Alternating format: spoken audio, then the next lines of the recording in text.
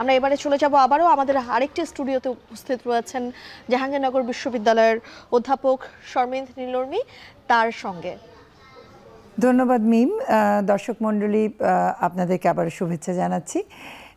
এবারের আলোচনা হবে আরাফাত জুবায়েরের সাথে, জ্যেষ্ঠ সাংবাদিক, জ্যেষ্ঠ ক্রীড়া সাংবাদিক, এবং আমাদের আলোচনা আপনারা বুঝতে পারছেন হবে ক্রীড়া কেন্দ্রিক এবং এই বাজেটে ক্রীড়া নিয়ে কি নতুন দিক নির্দেশনা আমরা পেলাম।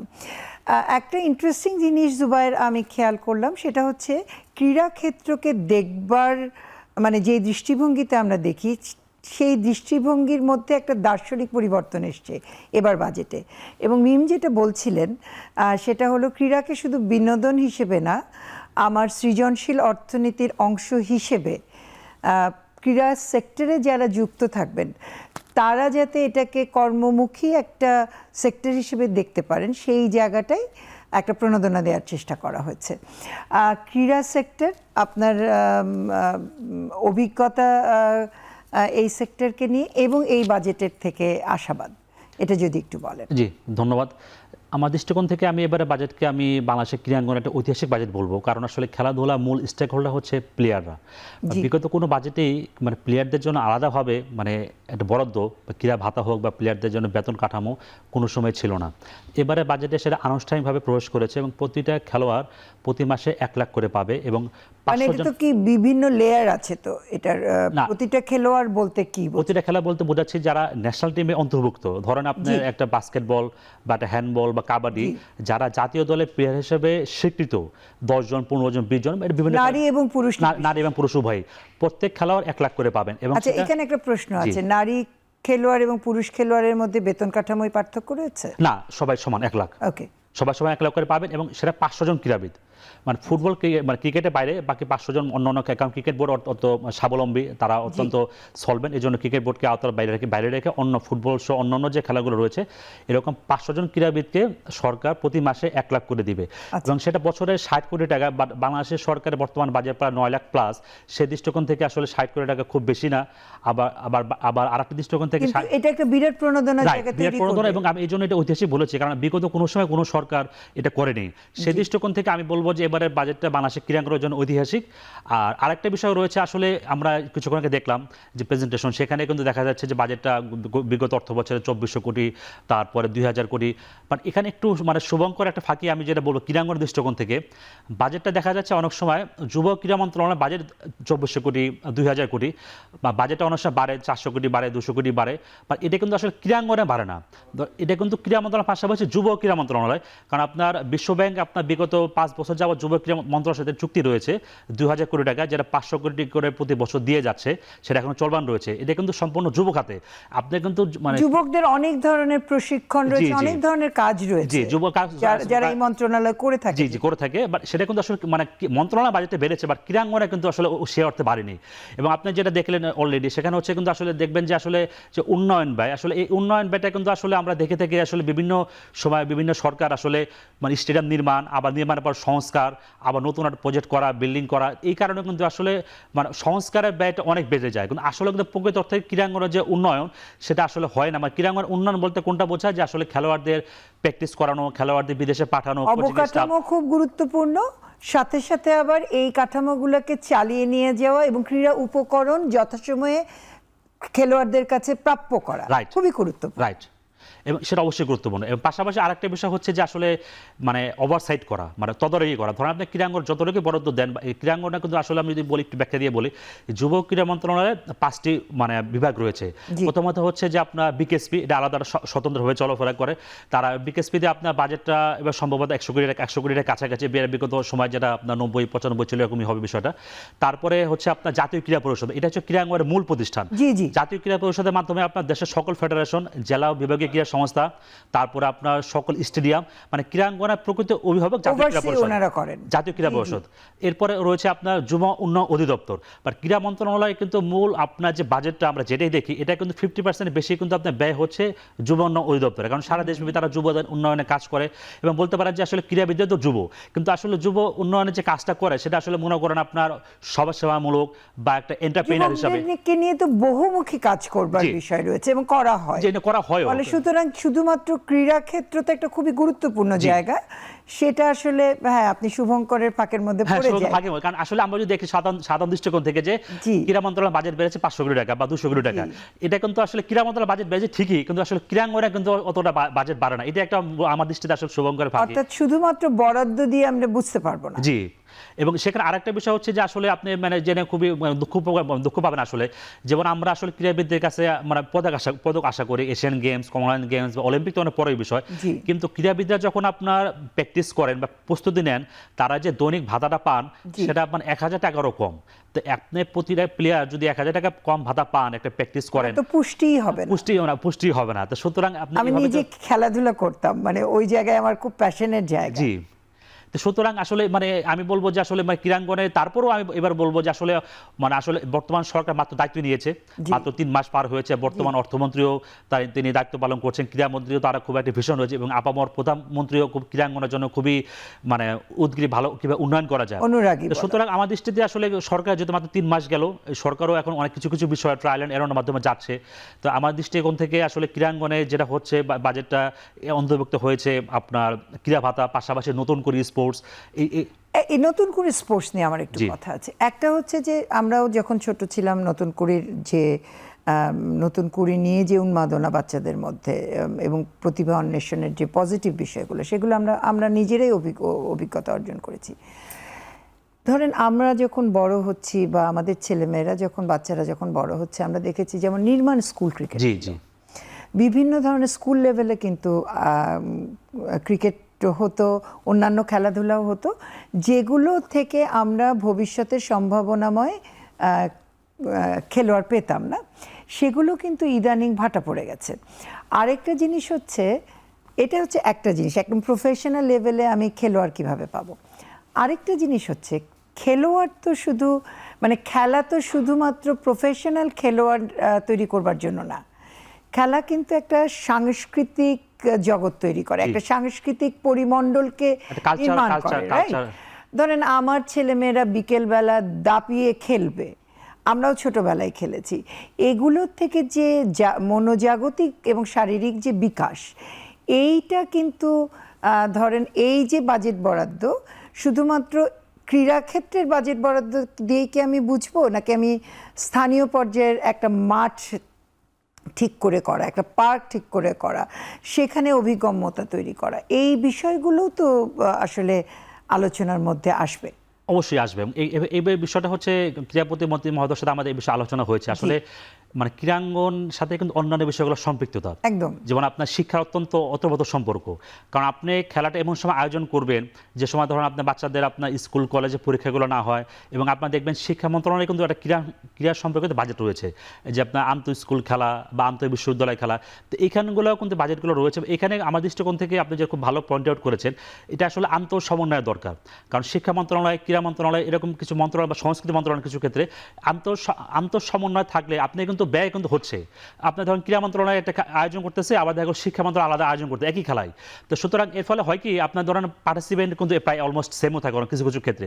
এর ফলে হয় কি, আপনার রাষ্ট্রীয় ব্যয় হচ্ছে কিন্তু আউটকামটা সেরকম হচ্ছে না। আমি যদি একটু আপনাকে বিশ্লেষণ দিয়ে বলি, যেমন আমি কিছুক্ষণ বলছিলাম যে ক্রীড়া মন্ত্রণালয়ের কয়েকটা উইং রয়েছে, যেমন আপনার জাতীয় ক্রীড়া পরিষদ, ক্রীড়া পরিদপ্তর, বিকেএসপি, তারপর আপনার যুব অধিদপ্তর, ন্যাশনাল স্পোর্টস সেন্টারে খেলতাম। জি, এখানে হচ্ছে ধর আপনার জাতীয় ক্রীড়া পরিষদ, তারাও কিন্তু ট্যালেন্ট হান্ট করে, প্রতিভা অন্বেষণ করে। তারা সাপোজ আপনার একটা জেলায় গেল ট্যালেন্ট হান্ট করতে, ওখানে দেখা গেল আপনার একটা ফুটবল, ক্রিকেট, হকি দাবার জন্য ট্যালেন্ট হান্ট করতে গেল, 5 মাস পর আবার বিকেএসপি গেল। তারপর আরেকটা প্রতিষ্ঠান রয়েছে ক্রীড়া পরিদপ্তর, তারা হচ্ছে বেসিক্যালি আপনার শিক্ষা প্রতিষ্ঠানে কাজ করে, তারাও আপনার ট্যালেন্ট হান্ট করলো। তো এই যে বিষয়টা হলো কি, আপনার দেখা গেল যে একটা জেলার মধ্যে বা একটা খেলা 3টা সংস্থা ক্রীড়া মন্ত্রণালয় বারবার করছে, ব্যয় হচ্ছে অনেক, কিন্তু দেখা গেল যে অন্য খেলা, অন্য জেলা তারা কিন্তু ডেপ্রাইভ হয়ে গেল। এই যে একটা আন্তঃ সমন্বয়ের ব্যাপারটা, এটা বরাবরই আপনার ঘাটতি থেকে যায়। আচ্ছা জুবাইর, আমার না খুব ব্যক্তিগত একটা স্পর্শকাতর জায়গা আছে, সেখান থেকে প্রশ্ন করি। আমার ছোটবেলায় আমার বাবার হাত ধরে আমার ব্যাডমিন্টন খেলা ন্যাশনাল পর্যায়ে খেলতাম। আমি দেখেছি একটা বছর আমার বাবা আমাকে 500 টাকা দিয়ে একটা কেটস কিনে দিলেন, যেটা ন্যাশনাল স্পোর্টস সেন্টারে ওই যে পিছলা খাবে না, মানে স্লিপ করবে না। আর হচ্ছে একটা চাইনিজ, খুব তখন ওই কাঠের র্যাকেট না, চাইনিজ র্যাকেট আসলো একেবারে খুব হালকা, সেটাও 500 টাকা দিয়ে কিনে। সেই সময় মেলা টাকা, 80 সালে ধরেন মেলা টাকা। এবং এই খেলাটা খেলতে গিয়ে আমি দেখেছি যে যেই পরিমাণ শাটল কক আমাকে প্রতিদিন ব্যবহার করতে হতো এবং যে পরিমাণ ওয়েস্ট হতো, এইটা তো একজন মধ্যবিত্ত চাকরিজীবী বাবার পক্ষে তার মেয়ে খেলোয়াড় হবে এই স্বপ্ন দেখাটা তো খুবই কঠিন এই বিনিয়োগ করে। এই ক্ষেত্রে ক্রীড়া উপকরণ সহজ করে, ক্রীড়া উপকরণের প্রাপ্যতা নিশ্চিত করে কিভাবে আমরা খেলোয়াড়দেরকে প্রণোদনা দিব? এটা খুবই একটা গুরুত্বপূর্ণ প্রসঙ্গ আপনি অবতারণা করেছেন। এটা আসলে কিন্তু বাংলাদেশের যেমন কয়েকটি খেলা রয়েছে, যেমন আপনি বিলিয়ার্ড বা তারপর আপনি ব্যাডমিন্টনের কথা উল্লেখ করলেন, বেশ কিছু উপকরণ কিন্তু আসলে আমাদের ক্রিকেটের ক্ষেত্রে বাট তারপরে ধরলাম ক্রিকেট বোর্ডটা মানে স্বাবলম্বী, তারা অনেক তাদের মানে এফডিআই রয়েছে আপনি 1000 কোটি টাকার উপরে, তারা ইম্পোর্ট করা তাদের সামর্থ্য রয়েছে, বা ট্যাক্স বেশি গেলে তাদের মানে সমস্যা নেই। কিন্তু অন্য যে খেলাগুলো রয়েছে আসলে এটা অনেক খেলা কিন্তু আপনার মানে আমদানি করতে বিদেশ থেকে, যার ফলে হয় কি আপনার অনেক ফেডারেশনকে আপনার ধরেন আপনার যে ট্যাক্স বা কাস্টমসের বিষয়গুলো থাকে, দেখা গেলো আপনাকে একটা ফেডারেশন বা ওয়ার্ল্ড ফেডারেশন, সাপোজ একটা ওয়ার্ল্ড হ্যান্ডবল ফেডারেশন, তারা বাংলাদেশ হ্যান্ডবল ফেডারেশনকে 50টা বা 100টা বল দিল, মানে ফ্রি অফ কস্ট দিল যে উন্নয়নের জন্য।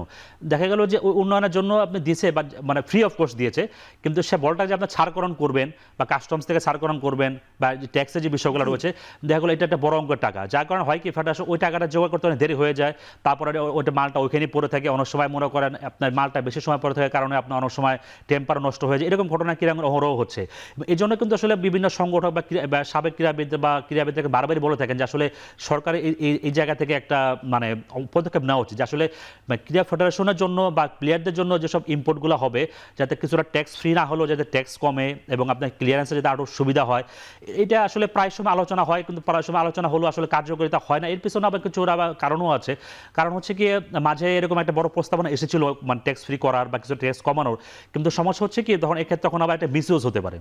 যেমন আপনার ফেডারেশনগুলোকে যদি এরকম আপনার বল আসলো বা মানে ইনস্ট্রুমেন্ট আসলো, তখন দেখা গেল যে এটা আপনার মিসইউজ হওয়ার সম্ভাবনা থাকে। এই জন্য একটা অনেক সময় পরবর্তীতে সরকার আবার একটু রিথিং করেছে। তারপর আমি বলবো যে আসলে একটা সুনির্দিষ্ট কাঠামো এবং সুনির্দিষ্ট তদারকির মাধ্যমে অবশ্যই করা উচিত এটা। কারণ আপনি একটা প্লেয়ার যে খেলবে তার ইনস্ট্রুমেন্ট সঠিক না থাকে বা আধুনিক না থাকে, তাহলে আপনি যদি জাতীয় পর্যায়ে খেললো তখন সে ইন্টারন্যাশনাল লেভেলে যাবে, তখন তো সে পারবে না, এবং এটা কিন্তু ইন্টারন্যাশনাল একটা ইম্প্যাক্ট পড়বে। মানে এটার লেভেলটাই ডিফারেন্ট, মানে আপনার সাধারণ খেলাধুলা এক ধরনের, আর হচ্ছে যারা প্রফেশনাল খেলা আপনি যাদেরকে তৈরি করছেন, গ্রুমিং করছেন, তাদের জন্য আসলে বিশেষায়িত কিছু ব্যবস্থা অবশ্যই ওটা থাকতেই হবে, অবশ্যই থাকতে হবে। এবং পাশাপাশি আরেকটা বিষয় মাঝখানে একটা আলোচনা হয়েছিল, আসলে আমরা ম্যাক্সিমাম জিনিসই মানে বিদেশ থেকে আমরা ইম্পোর্ট করতে খেলাধুলার জন্য, আমাদের আসলে এখন মানে শিল্প অঞ্চল বা অনেক আমাদের ইন্ডাস্ট্রিয়াল বাড়ছে, বাট এই যে ক্রীড়ার যে সরঞ্জামের জন্য আমাদের আধুনিক কারখানা বা আধুনিক স্পোর্টস আপনার করা যায় কিনা, ভালো কথা বলেছেন, এরকম একটা করার একটা পরিকল্পনা করছিল। এটা বাংলাদেশ অলিম্পিক অ্যাসোসিয়েশন, যে আর বাংলাদেশের ক্রীড়াঙ্গন একটা শীর্ষ সংগঠন, ওখান থেকে এরকম আলোচনা প্রস্তাবনার মধ্যে ছিল আর কি। বাট তারপর আসলে এটা করতে গেলেও কিন্তু আসলে যারা বর্তমানে ব্যবসায়ীরা কিন্তু আসলে এটা দেখবে, লাভ দেখবে, যারা সবাই যে কোনো ব্যক্তি বিনিয়োগ করবে সেক্ষেত্রে তারা কিন্তু লাভের বিষয়টা দেখবে। প্রথম দিকে কিন্তু আসলে যে কোনো ইনভেস্টমেন্টের লাভ কিন্তু রিটার্নটা খুব দ্রুত আসে না। তো এরপরে কিন্তু অলিম্পিক অ্যাসোসিয়েশন থেকে সরকারের সাথেও আলোচনা হচ্ছিল, তৎকালীন যে আপনার উপদেষ্টারা যা ছিল আলোচনা হচ্ছিল, পরবর্তী বিষয়টা আগায় নাই। জুবাইর, হঠাৎ করে মনে হলো যে আমরা যে এলডিসি গ্র্যাজুয়েশনে আমাদের যে এক্সপোর্ট ডাইভার্সিফাই করবার জন্য যে এত কথা বলি, যে আমরা গার্মেন্টসের মুখী হয়ে গেছি, ঝুঁকি অনেক আমাদের বাজার অভিজ্ঞতার ক্ষেত্রে, সেই ক্ষেত্রে এই ধরনের নতুন নতুন যে আয়োজনগুলা রয়েছে, যেমন স্পোর্টস সামগ্রী বানানো, এগুলো তো আমরা খুবই গুরুত্ব দিয়ে ভাবতে পারি। অবশ্যই ভাবতে পারি। এবং এই সরকারের একটা বাংলাদেশ যদি বাইসাইকেল করতে পারে, মোটরসাইকেল করতে পারে, বাংলাদেশ যদি ইলেকট্রনিক দ্রব্য তৈরি করতে পারে, তাহলে আমরা স্পোর্টস সামগ্রী কেন করতে পারবো না? রাইট, এখানেই হচ্ছে আপনার বিষয়টা। মানে আমি এই জন্য বর্তমান সরকার দিতে চাই, তারা কিন্তু বিশেষ করে বলেছে যে ক্রীড়া হলে পেশা, পরিবারে ভরসা। কারণ আপনি যখন একটা প্লেয়ার, মানুষ স্বপ্ন দেখবে আমি প্লেয়ার হবো, কারণ সবাই তো ক্রিকেট স্বাবলম্বী, সবাই তো ক্রিকেট হবে না, কিন্তু ক্রীড়া জগতের খেলোয়াড় না। রাইট, আপনি ক্রীড়ার সাংবাদিক, রাইট, এবং ক্রীড়ার শিক্ষার সাথে অনেকে রয়েছেন, অনেক ধরনের মানুষ রয়েছেন যারা ক্রীড়া ক্ষেত্রে নিয়োজিত রয়েছে। এই ক্ষেত্রে যে বিষয়টা বলছিলাম যে আসলে ক্রীড়া হলে পেশা, পরিবারে ভরসা। আপনি এখন বাংলাদেশের প্রেক্ষাপটে আসলে মধ্যবিত্ত বা নিম্নবিত্ত পরিবার থেকে কিন্তু ম্যাক্সিমাম প্লেয়ারগুলো উঠে আসেন। তো অনেক পরিবারের পক্ষে কিন্তু আসলে এরকম এফোর্ড করা সম্ভব না, কারণ একটা পর্যায়ে যে দেখা যাচ্ছে যে ব্যয়বহুল খেলা, বিভিন্ন সরঞ্জাম, এই জন্য তারা কিন্তু মানে ব্যাক আউট করে। তো এই জন্য আসলে এই যে বিষয়টা, এই জন্য এখন মনে করেন একটা প্লেয়ার যদি বর্তমানে প্রতি মাসে 1 লাখ টাকা পায়, যে কোনো খেলা, সাইক্লিং হোক, দাবা হোক, তখন কিন্তু মনে করেন তার পরিবার কিন্তু উৎসাহিত হবে যে একটা প্লেয়ার পাচ্ছে। তখন আপনি যদি একটা প্লেয়ার যদি 1 লাখ টাকা প্রতি মাসে পায়, সেক্ষেত্রে তার তার সরঞ্জাম কিন্তু একটা 10,000 ব্যাংকে 20,000 25-30,000 দিয়ে শুরু করছেন। জি, সেক্ষেত্রে তবে জাতীয় দলের প্লেয়ার হওয়ার জন্য তো আপনার নিবেদনও সেই রাইট সেরকম লেভেলের নিবেদন বা লাগবে। সেরকম তার একটা সম্মানের বিষয়, কারণ আপনি একজন প্লেয়ার কিন্তু আমরা বলে থাকি একটা প্লেয়ারের অ্যাম্বাসেডর। আমাদের একদম। দেশে বিভিন্ন ধরনের পররাষ্ট্র মন্ত্রণালয়ের যে অ্যাম্বাসেডর থাকে, একজন ক্রীড়াবিদ কিন্তু আসলে দেশের প্রকৃত অ্যাম্বাসেডর। ধরুন আপনি অলিম্পিকে যে একজন ফ্ল্যাগ বিয়ারার বা একজন ধরো মালয়েশিয়া অলিম্পিক ডিসিপ্লিন অংশগ্রহণ করছে, তারা কিন্তু আসলে বাংলাদেশকে ভিন্ন একটা উচ্চতায় নিয়ে যাচ্ছে। সুতরাং সে দৃষ্টিকোণ থেকে 1 লাখ টাকা কিন্তু খুব বেশিও না সেই না, দৃষ্টিকোণ থেকে। আরেকটা জিনিস আমি আপনাকে জিজ্ঞেস করবো, ধরেন ক্রিকেটারদের কথা আমি বাদ দেই, কিন্তু অন্যান্য খেলায় ধরেন আমি আচ্ছা ঠিক আছে 1 লাখ টাকা করে বেতন পেলাম, 22 বছর থেকে শুরু করলাম বা 20 বছর থেকে আমি 30-34 বছর পর্যন্ত পেলাম। তো একটা না একটা সময় আমি কিন্তু তরুণ থাকতে থাকতে আমার রিটায়ারমেন্টটা হয়, খেলোয়াড়দের ক্ষেত্রে জি। তাই হয়। তারপরের জীবনটা তৈরি করবার জন্য আমার যে স্পেশালাইজড একটা দক্ষতা লাগবে সেই, এবং জীবনটাকে আমার চালিয়ে নিতে হবে আয় করে, সেই ক্ষেত্রে এই যে হ্যান্ড হোল্ডিং খেলোয়াড়দেরকে এর পরের জীবনটা চালিয়ে নেওয়ার জন্য, এই ক্ষেত্রে আমাদের চিন্তাটা আসলে কতটুকু আছে? হ্যাঁ, এখানে আরেকটা সুন্দর একটা বিষয় বলেছেন। সেক্ষেত্রে হচ্ছে যে আসলে বাংলাদেশের প্রেক্ষাপটে মানে এখানে ক্রীড়া মন্ত্রণালয়ের আরেকটা শাখা রয়েছে, সেটা হচ্ছে যে আপনার এই ক্রীড়া সেবা, ক্রীড়া সেবা? হ্যাঁ, ক্রীড়া সেবা কল্যাণ ট্রাস্ট। আচ্ছা, এটা হচ্ছে মনে করেন যারা সাবেক প্লেয়ার, অনেকে ধরেন আপনার শারীরিক অসুস্থ বা দুস্থ হয়ে পড়ে, নানাবিধ কারণে সমস্যায় পড়ে থাকেন, সেখান থেকে ফান্ড দিয়ে তাদেরকে একটা মানে করা হয়, সাহায্য করা হয়। সেটা তো সাহায্য, হ্যাঁ, আমি বলছি সেটা সাহায্য।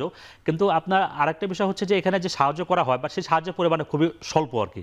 আর বর্তমান সময়ে আপনার একজন যেহেতু ক্রীড়া প্রতিমন্ত্রী জন আমিনুল হক নিজে একজন সাবেক ফুটবলার এবং টপ লেভেলের ফুটবলার, ন্যাশনাল ক্যাপ্টেন ছিলেন, তার এই বিষয়টা নিয়ে একটা ভাবনা রয়েছে। কারণ আপনি যে বিষয়টা বললেন, একটা প্লেয়ার 30 বা 40 বছর পরে কিন্তু আসলে খেলতে পারে না, দাবা বা কিছু খেলা বাদে, তারপরে তার জীবনটা আসলে কি হবে?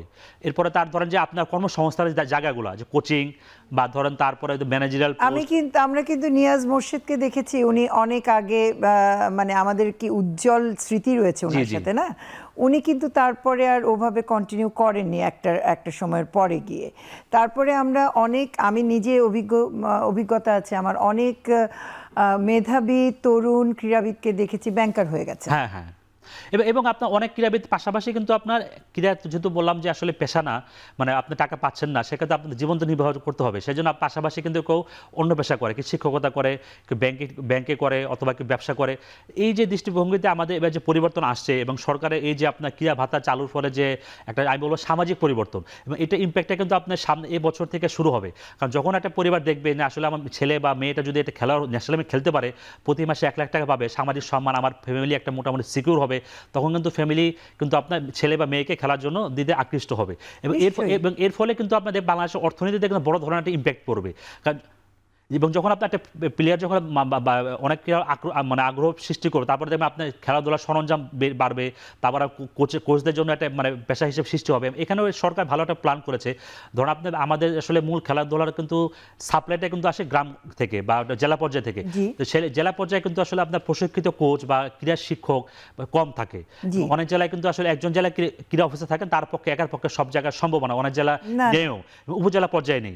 এই জন্য কিন্তু মানে বর্তমান সরকার একটা পদক্ষেপ নিয়েছেন যে জেলা ক্রীড়া অফিসার এবং উপজেলা পর্যায় পর্যন্ত আপনার ক্রীড়া অফিসার নিয়োগ করা। এতে কিন্তু একটা আপনার অর্থনীতিতে নতুন এবার অর্থ বছরে এটা প্রবেশ করেছে। এবং এটা হচ্ছে যুব মন্ত্রণালয়ের যুব মন্ত্রণালয়ের অধীনে, এবং যেটা ক্রীড়া পরিদপ্তর, যুব ক্রীড়া মন্ত্রণালয় আরেকটা রয়েছে অধীনস্থ সংস্থা, সেই সংস্থার অধীনে।